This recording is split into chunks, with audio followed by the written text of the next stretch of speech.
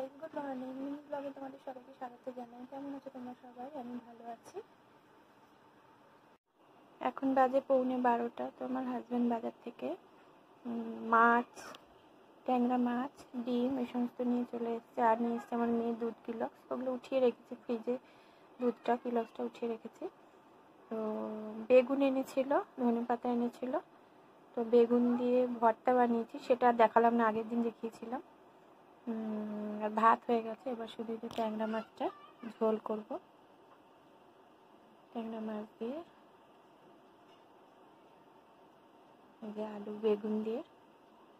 আমি এত বেগুন পছন্দ করি না, আমার হাজব্যান্ড বেগুন ভালোবাসে, এর জন্য বেগুন ভর্তা করা সত্ত্বেও ট্যাংরা মাছে বেগুন দিলাম। ডিমগুলো উঠিয়ে রাখবো, পরে দেখা হচ্ছে। এই যে মাছ, ট্যাংরা মাছ ভেজে রেখে দিয়েছি। আর এখানে হচ্ছে কড়াইতে কালো জিরে, তেলের মধ্যে কালো জিরে পেঁয়াজ ফোড়ন দিয়ে আলুগুলো দিয়ে নেড়ে নিয়ে তারপরে বেগুন দিয়ে নাড়াচাড়া করে মশলাগুলো দিয়েছি। জিরে গুঁড়ো, হলুদ গুঁড়ো, লঙ্কা গুঁড়ো, ধনে গুঁড়ো আর নুন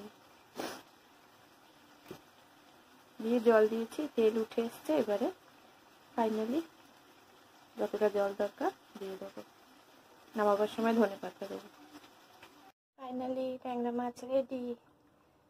মাছ, ধনে পাতা সব দিয়ে দিয়েছি, আলু সিদ্ধ হয়ে গেছে, মাছ দেওয়ার পর ঝোল ফুটে গেছে। এবার গ্যাস বন্ধ করে দেবো, পরে দেখা হচ্ছে। এই যে সেদিন ডিমের তরকারি আর বেগুন ভর্তা খেয়েছিলাম। আজকে খাবো এই যে ট্যাংরা মাছের ঝোল আর বেগুন ভর্তা, এই দিয়ে ভাত। খাওয়াটা দেখাচ্ছি না, পরে দেখা হচ্ছে আপনাদের সাথে। আজকে ব্লগ এখানেই শেষ করছি। আজকে আর সেরকম বিশেষ কিছু দেখাবার নেই। আর একটা কথা বলার ছিল, সবাই তো আর এখানে বড় হয়ে যায়নি, আমার মতনও ছোটো ছোটো ব্লগার যারা রয়েছে, তো তারা যদি তাদের ওয়াচ টাইম চাও সাবস্ক্রাইব করি, তো তারাও আমার চ্যানেলটা সাবস্ক্রাইব করো আর আমাকে ওয়াচ টাইম দিও, মেসেজ করে বলো, আমি নিশ্চয়ই তাদেরকে সাহায্য করবো, তোমরাও আমাকে সাহায্য করো, পাশে থেকো, তাহলে আমিও পাশে থাকবো। Thank you.